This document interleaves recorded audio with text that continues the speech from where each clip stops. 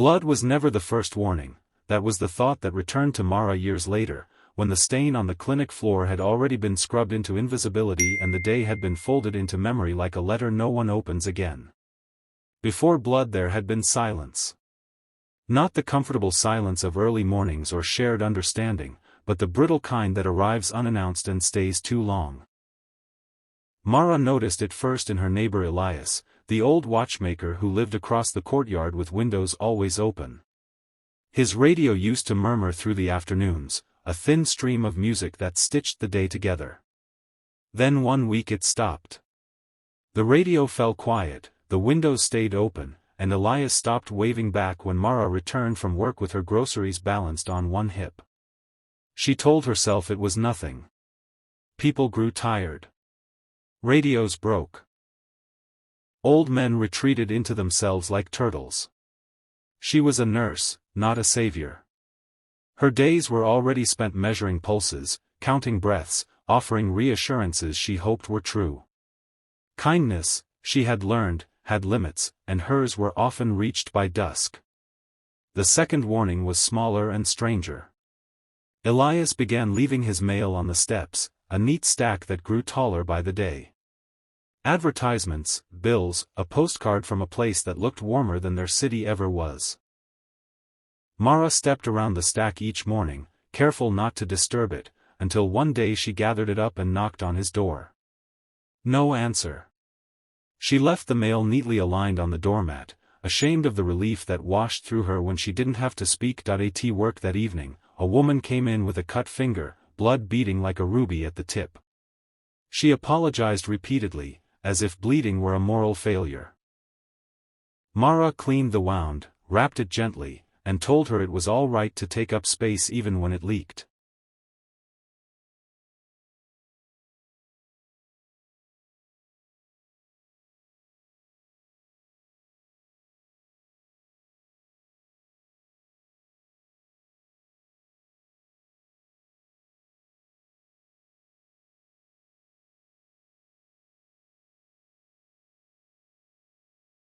The woman laughed, a sound like a sob swallowed whole. As she left, she squeezed Mara's hand with a gratitude that felt outsized for such a small kindness. When Mara returned home, the courtyard lights flickered, and she noticed Elias's plant had wilted beyond saving. He used to tend it with meticulous care, watering at dawn, trimming yellowing leaves with tiny scissors. Now the soil was cracked, the leaves brittle. Plants were honest, Mara thought. They showed their suffering early. The third warning was a smell, faint and metallic, that drifted through the open windows one night. It reminded her of pennies warmed in the palm. Blood, she thought automatically, and then shook her head. No, not blood. Rust, perhaps. Or something forgotten in the back of a cupboard. She closed her window and tried to sleep, but dreams kept catching on the image of Elias hunched over his bench, hands trembling as he worked, the precise gears slipping from fingers that once knew them by heart. The next morning, the courtyard filled with voices. Someone had slipped on the stairs and fallen, scraping a knee. Blood this time, bright and undeniable, smeared across concrete.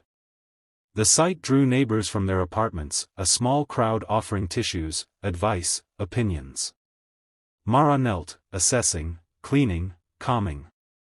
She felt the familiar click of competence slide into place. Blood was simple. Blood told you where to look. As the injured man was helped away, Mara glanced up at Elias's window. Still open. Still silent. The plant hung limp, a flag of surrender. The mail stack had toppled in the commotion, envelopes scattered like fallen leaves. She didn't wait for permission this time. She crossed the courtyard and knocked again, louder. When there was no answer, she tried the handle. It turned easily. The door opened onto a room that felt paused mid-breath. Watches lined the walls, their ticking absent, as if time itself had stepped out.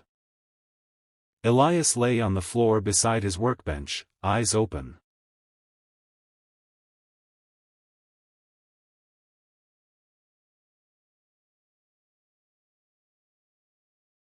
one hand reaching for something that wasn't there. The blood came later, a slow bloom beneath him, darkening the wood. But before that there had been the silence, the mail, the wilted plant, the smell. Before blood there had been so many chances. The ambulance arrived, then the police, then the careful questions.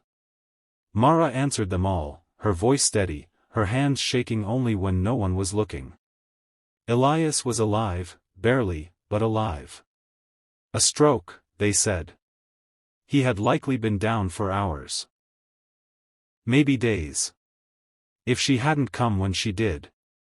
That night, Mara sat on her bed, replaying the small moments she had dismissed. She thought of the woman with the cut finger, apologizing for bleeding. She thought of how easy it was to respond when harm announced itself loudly, when it painted the problem red and demanded attention. How much harder it was to listen for the quieter warnings, the absences, the changes that asked for patience instead of action. In the weeks that followed, Elias recovered slowly. He returned home with a walker and a stack of instructions. Mara helped where she could, cooking soup, watering the resurrected plant, sitting with him when the silence threatened to return. He spoke little, but sometimes he would take her hand and tap twice, a watchmaker's gratitude, precise and sincere. Mara began to notice other warnings too. The coworker who stopped joining them for coffee, the child who lingered at the clinic doorway long after her appointment ended, the way her own chest tightened each night before sleep. She practiced answering these signs with the same care she gave to blood, even when there was nothing visible to clean or bind.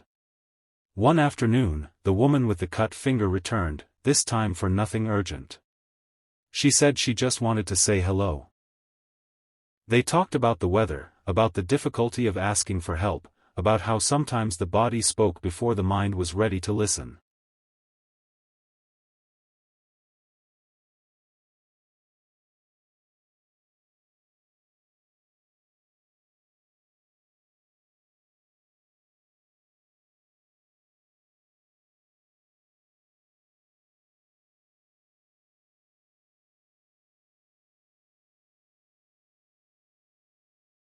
When she left, she hugged Mara, and the contact lingered like warmth.